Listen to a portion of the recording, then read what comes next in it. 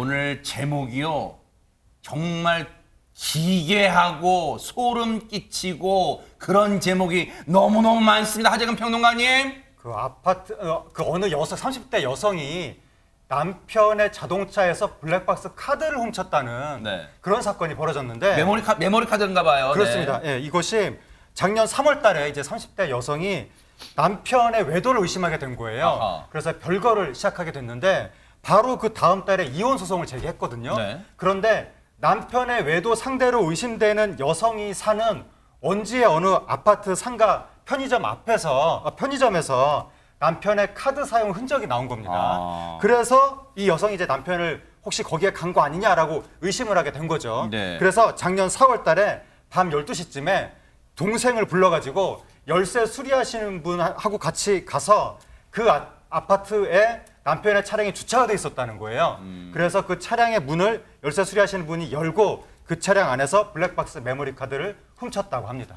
장유미 변호사님, 남편의 외도를 의심한 것과 남편의 차량에서 블랙박스 메모리 카드를 꺼내는 것과 무슨 상관관계가 있어요? 실제로 자동차에서 부정행위를 한 증거를 확보하려고 했던 겁니다. 아하. 그리고 실제로 그 입증하려고 했던 사실관계에 부합하는 증거가 있었던 걸로 보입니다. 세상에. 왜냐하면 해당 블랙박스의 이 칩을 이혼 소송의 증거로 제출을 했습니다. 아하. 이 여성이. 그러니까 이 남편이 사실 적반하장식으로 나왔는데요.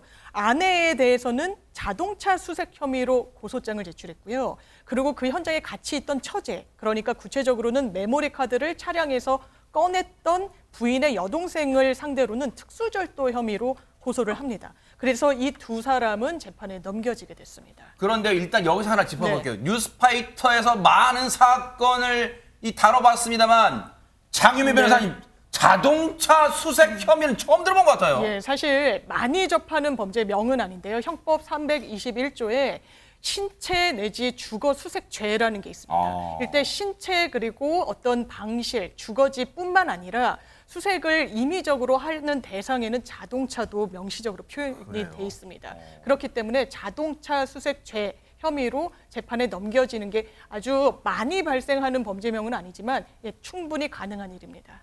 남편의 외도 증거를 찾으려고 했고 실제로 증거까지 찾았지만 아내는 오히려 재판에 넘겨졌습니다. 재판정에서 아내 측은 어떻게 얘기를 했을까요? 박성배 변호사님.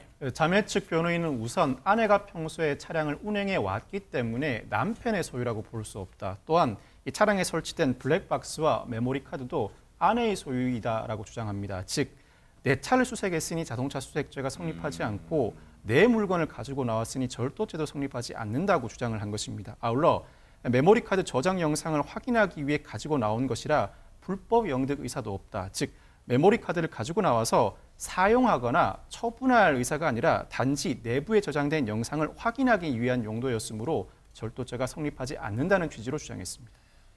언뜻 듣기에는 이 자매 측의 주장이 일리가 있어 보이는데 중요한 건 재판부가 이 주장을 어떻게 받아들였을까요? 재판부 판단은 좀 달랐습니다. 왜냐하면 이게 내 차량이었다라는 게 그 부인의 해명 내용이었는데요. 별거하면서 집을 나오면서 차량과 관련된 여러 열쇠 이런 건 그냥 남편이 사는 집에 두고 나왔다는 겁니다. 그리고 이 차량을 조회를 해봤더니 자동차 보험도 남편 명의로 가입이 돼 있었던 겁니다. 그러면 이 차량의 소유자는 남편이고 차량 안에 있는 블랙박스, 메모리 카드도 남편의 소유라고 봐야 된다는 게 법원의 판단 내용이었고요. 또 아까 말씀 주신 어떤 불법 영득 의사라는 거, 이게 타인의 것을 가져온다라는 그 의식과 관련해서도 이걸 실제로 취득한 이후에 이혼 소송의 증거로 제출을 했잖아요. 그렇다면 이건 불법 영득 의사가 충분히 인정되는 사례라고 봐야 된다라는 게 법원의 판시 내용입니다. 어쨌든 아내와 그 여동생, 즉 자매는 지금 억울한 상황에 처해 있다고 느낄 거예요. 하지만 법원의 판단은 지금 들으신 것처럼 죄가 있다는 거예요. 그렇다면 어떤 이 선고를 내렸을까요? 박성배 변호사님. 법원은 선고유예 판결을 내렸습니다. 이 선고유예는 죄는 인정되지만 형의 선고를 일정 기간 유예하는 판결을 일컫는데 2년이 지나면 면소, 즉 형사소송 절차가 종결되는 제도입니다. 주로 가벼운 범죄에 대해서 내려지고 무죄 이외에 가장 가벼운 처분이라고 할 수 있습니다. 재판부가 선고유예 판결을 내린 이유는 이 남편의 부정행위가 이 사건 범행의 주요한 원인으로 작용한 것으로 보이고 피고인들이 자동차 권리권 침해나 메모리 카드 절취에 대한 위법성 인식이 다소 미약한 점, 즉 큰 죄라고 생각하지 않은 점을 감안한 것입니다. 법원의 판단은 쉽게 말하면 유인경 평론가님, 오죽했으면 아내랑 그 여동생이 그랬겠냐 뭐 이런 겁니까? 그래서 법원과 판사님한테 제가 이 말씀을 드리고 싶습니다. 뭐랄까요?